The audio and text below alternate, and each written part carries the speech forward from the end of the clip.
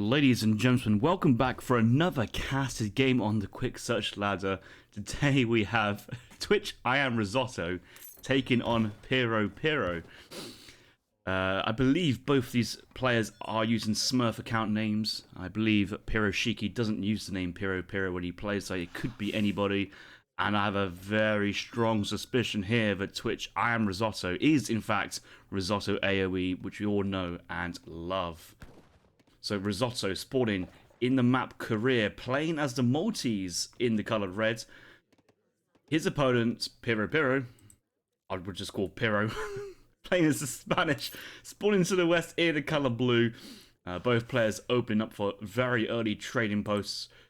Good timings there, both players should be getting the early pass. Think Risotto here managed to get first pass experience points, looking at his XP income and his first shipment rate at 10 seconds past one, very good. Obviously the trading post here a little more forgiving in terms of timing. And Risotto certainly working his way on another wood treasure, which will help him greatly. Risotto is known for his Age1 gameplay, and I wonder if we'll be seeing any more of this Age1 shenanigans from him. I'm looking at his deck. He has a deck called the Age1 / the Age2 play. Only 4 cards in the first stage, so might not actually be Risotto. Risotto usually has 20 in Age1. I joke though, but I look at his deck and it actually is some interesting ideas within the deck itself. So I think what Risotto would be going for here is going for a boomy playstyle, going for long. We got the Vitarossia here for cheaper town centers and villages. A very extremely good card. I've grown to love it as the time goes on. I'm not too sure if we will see 2 churches. It's like a 1.4 trading post. It's not that significant. But stuff like Furrier, Spice Trade, Silversmith, the Refrigeration Royal Mint type cards, I think Risotto is just thinking, as long as I can just play the game long, my units will just naturally grow over time with the HP bonus. If I can just keep that economy getting bigger and bigger, I can outscale my opponent. So that's what we're kind of expecting to see. I do note the market here. I do see Gangsaw. I'm expecting a little bit of a wood trade here for an extra 100 wood and getting close towards that German tongue. Risotto's card order here, 3-vil into German tongue, but with a cheeky pivot via the 2 churches. I'd like to see that being cancelled here for an early German tongue, but I see he's getting with maybe the gold here for hunting dogs, but still has an awkward 85 gold remaining. Yeah, he's going to go back on that and try and find some more gold treasures across the map. Piro working on 2 blind monks. That's a nice 80 koi there. The war dog's still HP, and I think when you're playing as a Spanish, it's very, very important to keep that dog at full HP when you're taking treasures, so that when you come to this situation of trying to chase down and kill your opponent's explorer, that you had this 85 HP beast tracking down the explorer, and that forces Risotto back into his town centre. Even though Risotto's got the Grandmaster, 500 HP and now up to 520 due to the cards, it really can't compete with Spanish Explorer and its War Dog, so you've got to play very careful when you're around that. So Spain has just got to the second age, aged up with the Governor. That's the outpost wagon, 200 gold. Momentarily clicking 8 pikemen there, but that was a misclick. Going for 700 gold, 700 wood. Looking to go for a very traditional fast fortress here. Has the 100 gold ready to eat the 200 gold crates and then the 700 gold crates to age up to the next age. An extra bit of 60 gold will be quite nice here for Piro. Looking to drop an outpost just out of the natural line of sights to try and maybe hide it. The thing is, Risotto does have, not Risotto, but yeah, Risotto does have some lines like this adjacent mission, and from this trading post, doesn't actually see the tower going down, and you can kind of see that there's a villager forward here, potentially trying to find a forward outpost and trying to gain that knowledge. Okay, German tongue has now just come down. Commandery in base. No walling as of just yet. And I'm a bit concerned. Although Age1 play is really cool when it works, it doesn't work all the time. And at the moment, Spain is essentially clicking up to the next age very, very soon. You're just getting that final bit of food and gold. And they're aging up with 14 villagers. So 12 vills to the third age. Second age, and then 2 more villas being trained. getting 700 gold, 700 wood. Let's have a quick look at Spain's deck here. Doesn't have the Rodolero pivot shipment, but does have 8 pikes, so the only thing that the 8 pikes offers over the 7 Rodoleros is a bit more siege output and a bit more anti-cav protection when protecting pikemen, but we're not going for pikemen, we're going for halberdiers. Look at this. We've got the 700 gold into the advanced church card.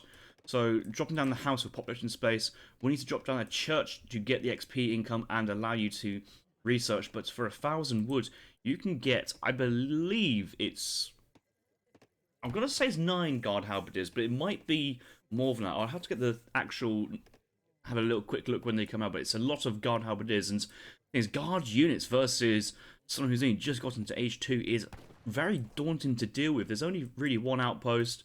I would love to see the Grandmaster here from Rissotto instantaneously dropping down depots everywhere in base just to make it a bit more of a minefield. Because going to the second age now at this time, having Sensing Furia, it's good.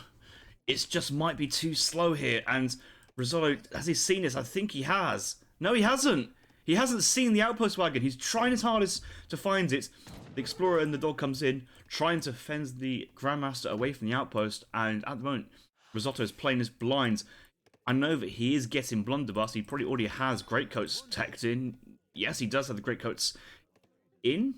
Question mark? That might actually just be extra XP from the cards, but I think it is Greatcoats plus the extra HP from the cards already, because he's only sent 4 cards in so far, so it's not a huge amount of extra HP. There's the outpost scouted. It's 7 minutes. Piro's already in that third age. Let's have a look. Here come the guard halberdiers. Falconet's card number 1. 13! He's got 13 guard halberdiers from the outpost, and the dogs here as well. Super, super strong units versus anything they touch, and that train post is going down, but kind of when you're playing into, when you're attacking with halberdiers and hussars, train post kills are nice, but actually it's the houses you want to absolutely nuke. Go for the town centre, could go straight into it, and Rissotto's thinking, right, he quickly needs to go for a commander, eh? What is Rissotto sending? Okay, he's only just got up outpost wagon going down, double hospital being built. Grandmaster at the back. He might be looking for a depot. 8 crossbows being called straight away. There are settler wagons exposed onto the commandery. They're going to hop in, but there's only one ability time to get in and get out. And yeah, this is actually looking pretty dangerous. The settler wagons may pop out on the other side. Oh, he does call it, and actually some of the settler wagons are trapped. They're trying to teleport through, but they can't.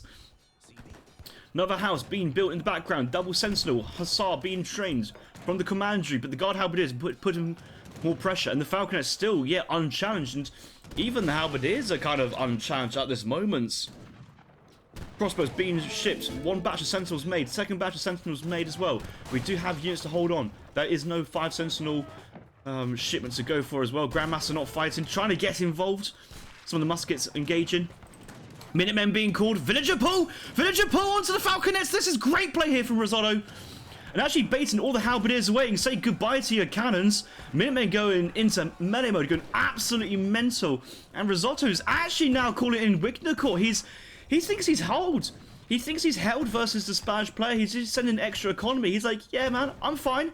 And the sentinels with combat stats underneath the defensive town post, outpost, and commandery, so strong. Look at the stats. 196, 26 attack with a huge multipliers versus cavalry. Yes, lances are coming in, but it's only just lances now. The rest of the infantry have gone, and we've still got defensive fire from the commandery, the outpost, the town centre, all working well. As soon as the sentinels go into melee, you know, they're going to get some great damage. Risotto down to 0 units, but now with Wignacore Eco, he should be fine. Training more, and I'm expecting batch of Hussar, batch of Sentinels, and the game has been called. Piro has resigned, and the delayed Age1 play from Rissotto has beaten Spain here. Wow, wow, what a game. What a hold here from Rissotto. Incredible gameplay. I think what's really interesting about this delayed Age1 is that sometimes when you're playing Malta, you're thinking, oh, I might be able to get to the 3rd age so I can get good quality units to deal with the falconets, to deal with the guard halberdiers, maybe get a fixed gun. But But actually, what Risotto's saying is like, right, I am fully committed to the Age 2, so I want the strongest economy possible for when I start making units, and that's why going German tongue Age 1 before you're clicking up and kind of getting that shipment progression going earlier was leading him to this kind of really strong situation to receive. It was looking very dicey when the Halberdiers walked in, but Risotto had just enough time to react. And I think the problem with Piro was he sieged the town, the train post, then went to siege the commandery, which is pretty good. There's quite a few settler wagons he could have picked off faster. I think that's the problem of only pushing with Halberdier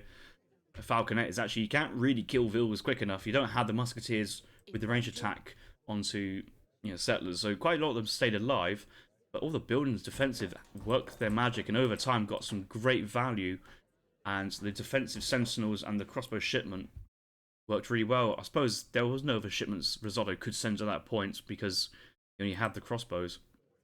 The falconets were uncovered because of the halberdiers chasing down the musketeers, allowing for the villager pool. We've got to remember, these guys do have their great coats. They do have their extra HP bonuses thanks to the Malta civilization bonus. And they also have their blunderbuss for an incredible extra +3 attack to their ranged and to the hand attack. So from going from 10 to go from 13, which is, it's sizable. It's not strictly required to punch down a falconet, but sometimes it could mean all the difference. And Risotto was preparing for that and held very, very well. So we say fair play to Risotto. I'm still just loving the idea of Age 1 Malta here hanging on. Spain's in Age 3 before Malta has just got to Age 2, and the economy here from Spain obviously is pretty dreadful, but that's not what Spain's playing for. It's the military strength, and Piro walks in with 31 army population into the base of Risotto, and there's still no response. But when the double sentinel, couple of hussars, 2 or 3, and crossbows all timed together with villager pool, managing to just about overcome the halberdiers and get the victory there for the Maltese civilization. Villager population is pretty good, and all resources, of course, is going to be looking for Risotto. Worth noting that all this income is just natural income, it's not crate fed, and that's why the Spanish eco kind of drops off after the crate's income gets them up to the next ages.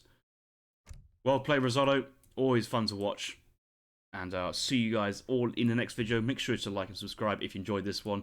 I'm sure if I see Iron Risotto on the ladder, I will be following him again. Great plays.